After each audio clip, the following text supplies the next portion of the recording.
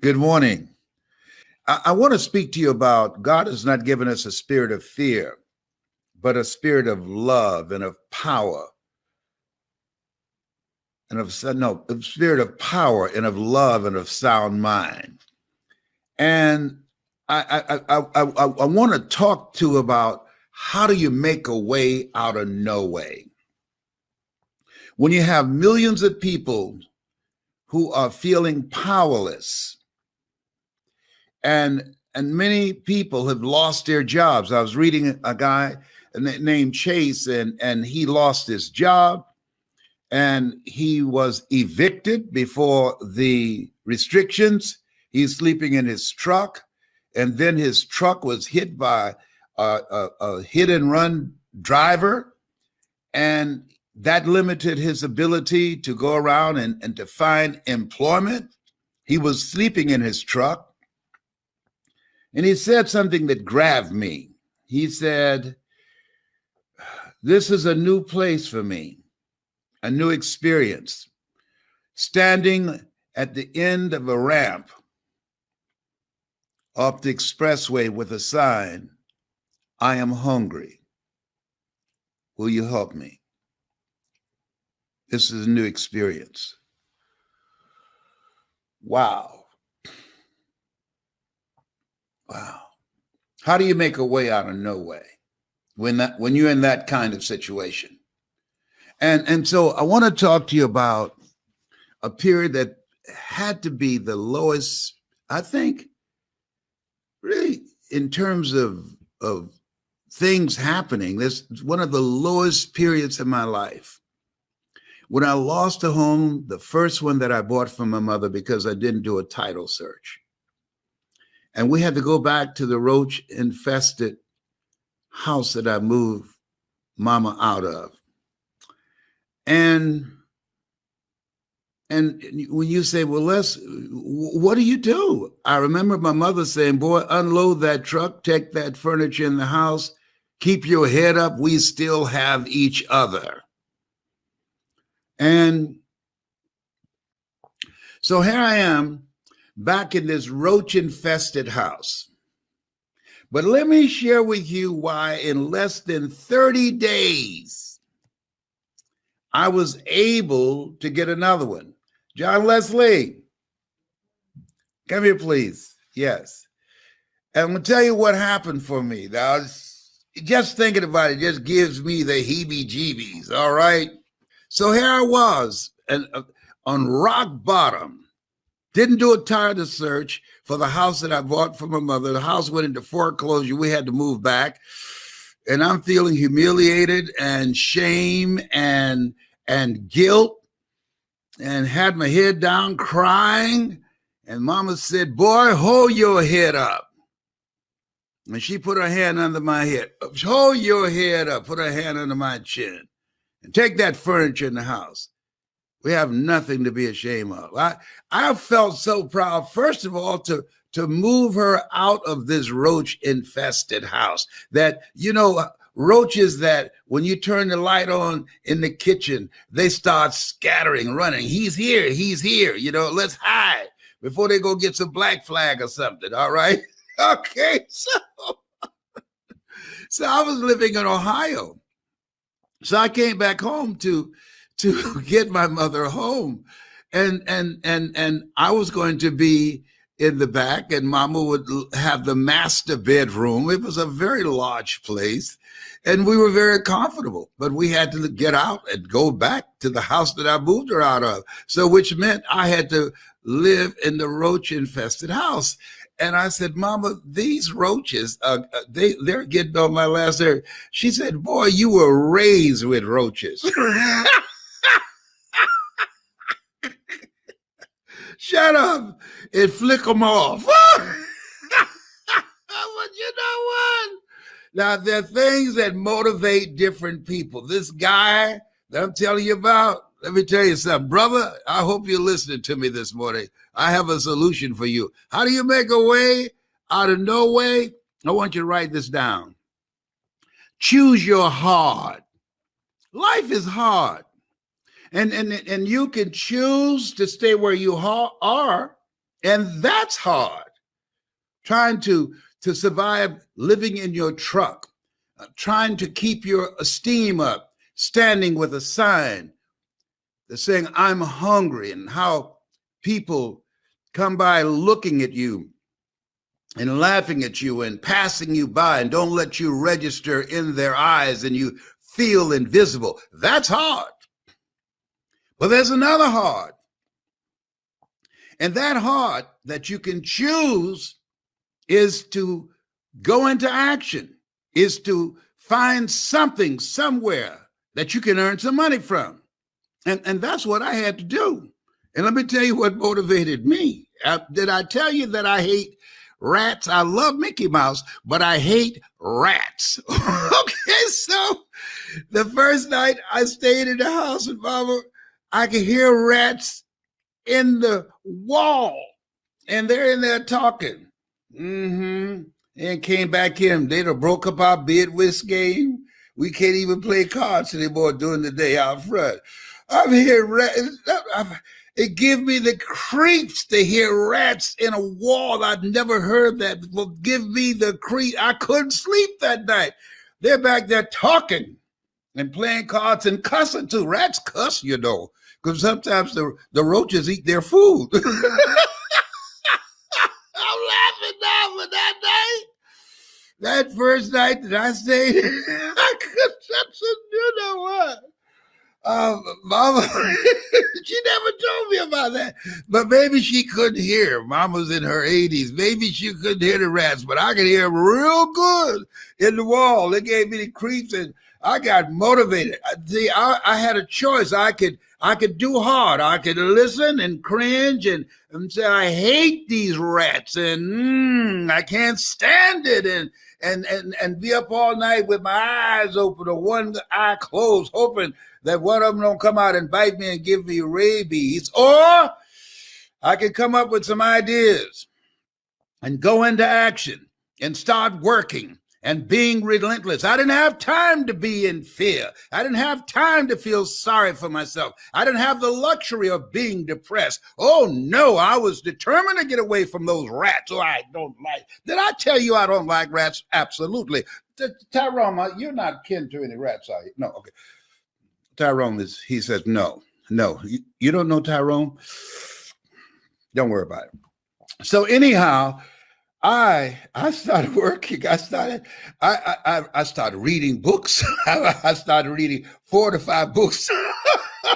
I started memorizing quotes. I was speaking on a volunteer basis, and people would give me a love offering. In many cases, it showed that they didn't love me very much. God has not given us a spirit of fear, but of power. I use my power. Use your power to create a new beginning for yourself. Use that. How less a spirit of power and of love. Find something that you love. Do what you love and find a way to get paid for it. So guess what I decided? I couldn't go back to a job because I don't like working for someone else. I'm not mentally fit to work for someone else. I didn't come here to work for someone else. I came here to live my calling. A job is what you get paid for. A calling is what you're made for. I came here to speak, and I was going to find a way to get paid to speak. And I would go to seminars and workshops. I invested in myself. I couldn't afford to do it, but I couldn't afford not to do it. And I'd watch these speakers, and I'd go to their seminars, and I would study them. And I'd say, hey, I can do that too. I read their books. Hey, I got a book in me too. Live Your Dreams. See, I was talking about being successful. Well, you talk about an example of calling forth those things that be not as though they were. Here I am. I was giving speeches in Detroit, Michigan, staying in the Penobscot building on the 21st floor, 21st is significant because 7 is my lucky number. 3 times 7 is 21. And bathing in the sink down the hall. And during the day, going around volunteering to give a speech. You can live your dream. Bathing in the sink, is that your dream? Hiding in the closet from the janitorial staff when they come in to clean the office at night, is that your dream? Getting caught by one of the new janitors who heard a sound in the closet and they opened the door and there you, Boo and Larry DeAngie in your underwear, and you say, it's not what you think, big boy. The guys start laughing and say, okay, we're not going to tell on you. We heard that somebody was staying in their office up here. And we heard a little noise in that closet, but we ain't going to tell on you. We're not going to report you. But, man, y'all got to do something real soon. I said, I will, man. I'm just behind on my bills and my dream. Let me tell you something. I know about tough times. And see, they can make you or they can break you. Come on now. Come on, bring it. Come on now. Yeah. God not giving us a spirit of fear. So I didn't have time to be fearful. I had to replace fearfulness with being fearless and creative and take the initiative to do something else with my life. See, we all have these tough moments in life. Walt Disney filed bankruptcy 7 times and he had 2 nervous breakdowns. Oh, he was bent, but he wasn't broken. No, he kept creating. Someone stole his first cartoon that had great promise. And someone stole it. Somebody on his team stole it from him. His heart was broken. But he didn't stay there, being angry and bitter and talking about it. He created Mickey Mouse. Had that person not stole his first cartoon, Elmer, Mickey Mouse would not have been born. Many times when one door closes, another door opens, but we many times spend time looking at and talking about the closed door. We don't see the open door. But I must add, he told his family, no matter what you do, file lawsuit after lawsuit and get my first cartoon back. And last year, his family won the lawsuit. And now that cartoon that was stolen from him, he orchestrated that from the grave. That was a bad boy. The family, the Disney family, got it back. Listen, let me share something with you here. You have no idea how strong you are. You're not in this thing life by yourself. And my heart goes out to people who have lost loved ones or loved ones have been diagnosed with the coronavirus. But one of the things that I know about this thing called life, when I lost the first house that I bought for my mother, I had to, 1, recognize what had happened, the role that I played in it, and 2, I had to keep it moving. Got to keep it moving. You don't have time to be depressed. You got to keep moving. If you stop, and they say an idle mind is a devil's workshop. Yes. If you don't keep it moving, you will become overwhelmed with feelings of being powerless. You'll become overwhelmed with a negative mindset. You'll become overwhelmed with the adversities that you're facing, and you forget greater is he that's in you than he that's in the world. You forget you are more than a conqueror. You forget that you have the power to live your dream. No, you got to get fired up. You got to get fired up in this thing called life. Let me tell you, this is the old Les Brown, but I got to introduce you to him sometime. Give you a little glimpse of him. I went to this training seminar. I was just starting out. I don't know what caused this guy. I was the only raisin in the milk. I don't know what caused him to come in my face and say, you have no right to be in here. In my face. 1982, I'll never forget. July the 8th. And not only did he ask me to leave as I was getting up, he slapped me. Oh my God. And Robert Boyd, who brought me there, he said, man, you shouldn't have done that. Let me tell you something up in here. I grabbed his jewels. Back up, boy. Back up. Bam. You better not fall. Back up. I'm sorry. I know you're sorry. Bam. Don't you want to fall? Bam. I hit like Muhammad Ali. Bam, bam, bam. I'm holding his jewels. Mm-hmm. Bam. Did you take your medication this morning? No. That's Tyrone. He's a squirrel outside my window. No, I did not, Tyrone. So, I don't know what possessed him. I don't know if he had a bad night's sleep. I don't know. But they tell me he never slapped nobody else that looked like me. I left him unconscious. Listen, so many things can happen to you in life. So many things. This corona thing is not the first thing to happen to us. Stony the road we trod, bitter the chastening rod, where we get the hell beat out of us just for being here. Where do you have picnics and people come with sandwiches and food baskets just to watch us be hang as recreation and something funny to laugh at. Bitter the chastening rod.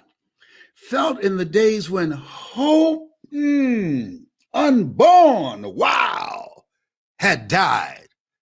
The hope hadn't even been born yet, and it died. Yet, oh, come on now. Come on, James Weldon Johnson, with a steady beat. We kept moving. Yet with a steady beat, have not a weary feet. I don't feel nowhere's tired. Come too far to turn around. Come on, William Hollis. I didn't come this far to come this far. Yet with a steady beat. God, thank you. Not a weary feet. Come to the place for which our fathers sighed. We've come over the way that with tears have been watered. We've come treading a path through the blood of the slaughtered. Oh, we've been here before. We've been here before.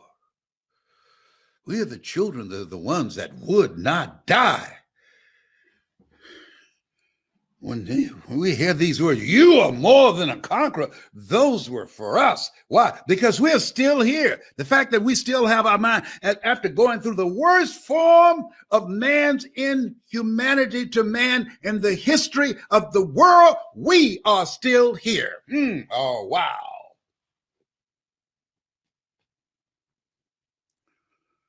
And whoever you are, whatever your paint job, you're still here. And this day is the best day of your life. This day, how could you say that? I don't have a job. This day, I'm going through foreclosure. I've just been evicted. This day, I'm making a choice between prescription drugs and food and keeping a roof over my head and clothes on my back and keeping our family together. This day, the best day of your life. How could you say that? If it's not, try missing one. You have the power in you to change it. You've been given authority and dominion over everything on the face of the earth. Find a way to win. And that's what I had to do. Find a way to win, to get the money that I had lost, that somebody ripped me off for. to get it again and restore my confidence in myself, my faith in myself. Get another house for my mother. Oh, it's so hard, Les. It is. God has not given us a spirit of fear, but of power. What he gave us, power. The power to change things. Use your power to change things, not to complain about your situation. Use your power to recreate things, not talking about where you are and the state of the condition. Use your power because you've been given authority and dominion over everything. Exercise it. Don't give it away.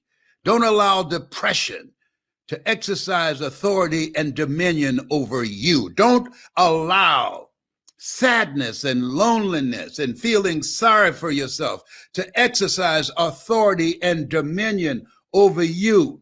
Go from worry, being a warrior, to a warrior. Now it's time to fight up in here, up in here. You now need to act a fool up in here, and call forth those things that be not as though they were. Up in here, up in here. Yeah, that's what time it is. No one's sitting around fretting and being anxious about December the 31st. No, you should be too busy. It takes power and initiative and ideas and being creative and humility. Ask for help, not because you're weak, but because you want to remain strong. And ask for help and don't stop until you get it. Father, please help me. Help me. Give me the strength. Give me the strength. I can't do this by myself. I need you. I need you. And he will answer. He will answer. He will answer. Listen. Don't underestimate yourself. You do what you can do, and God will do what you can't do. Take the initiative. Learn something new. Throw your net on the other side. Be ambitious. Reach. Ask for help, not because you're weak, but because you want to remain strong. And just make up your mind and expect things to get better for you. Get better. There are people who put forth more energy and more passion for the outcome of a football game or a basketball game than they do for their dreams. And part of what you have to do is to be still. I was talking to my son Patrick Brown this morning. I said, what if you had to suggest to me a talking point of how do you make a way out of nowhere? He said, first thing is, Dad, got to be still. He's right. He said, I'll keep thee in perfect peace, whose mind is stayed on thee. Celeste Johnson said, do your best and let God do the rest. And she's right. He still is an active force in your life. You are a miracle worker.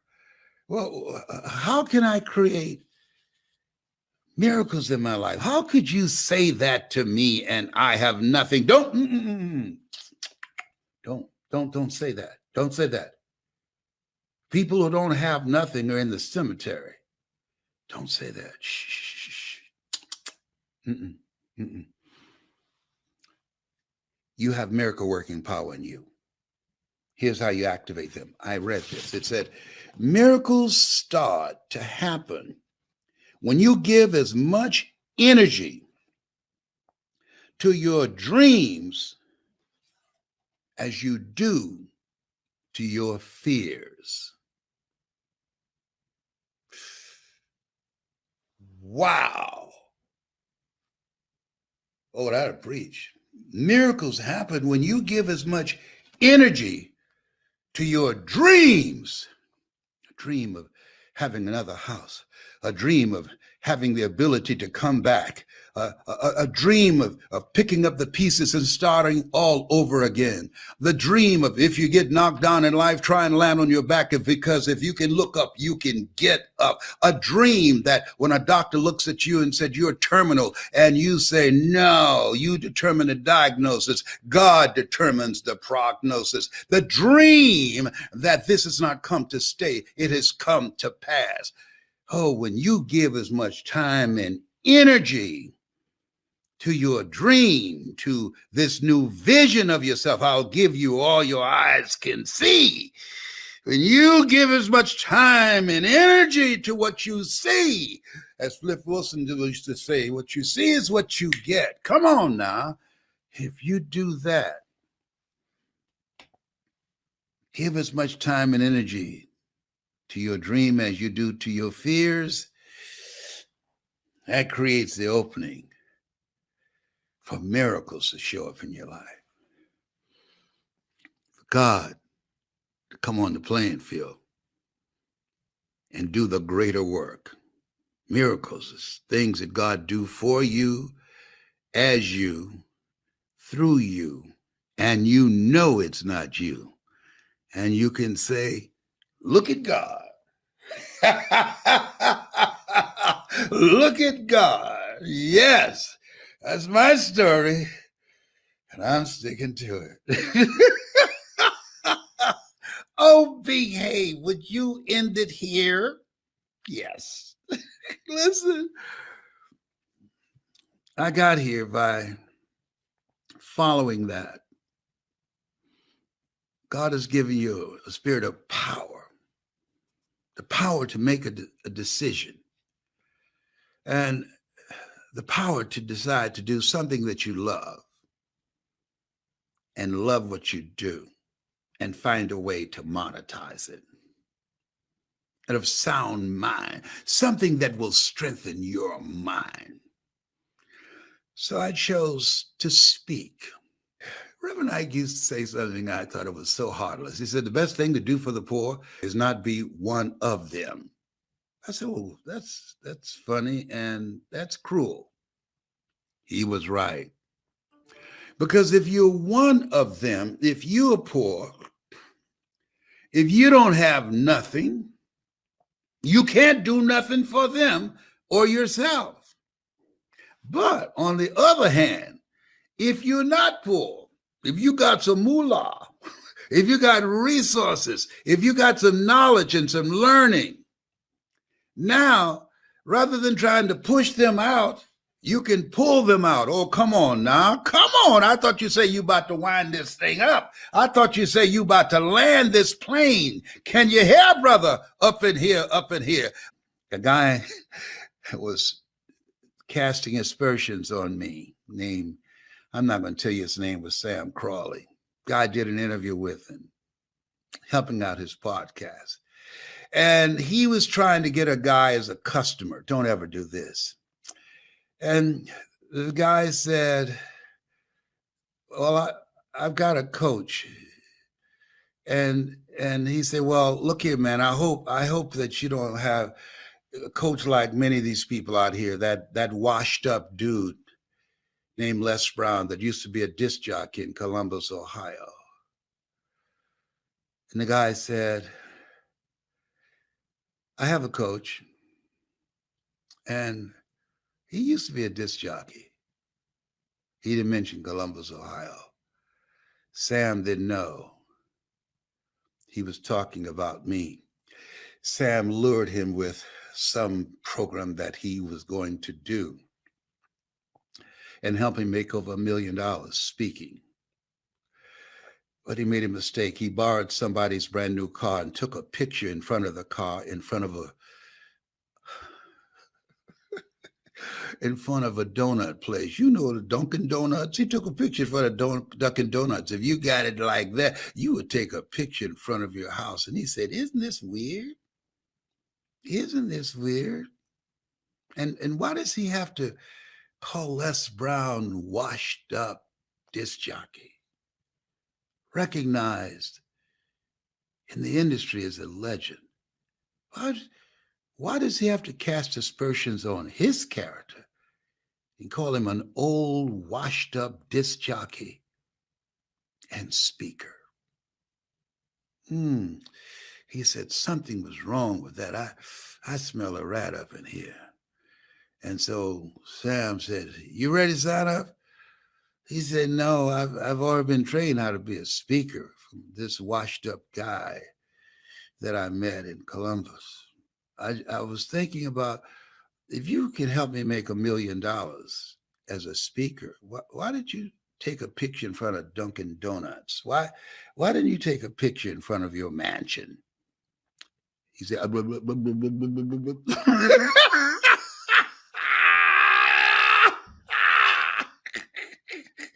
he didn't have an answer.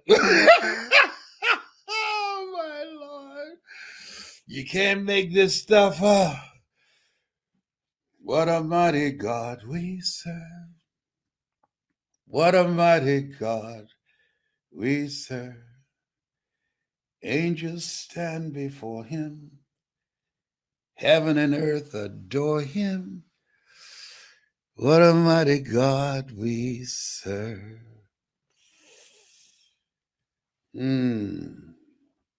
I hope you enjoyed the message this morning from the Greatness Center.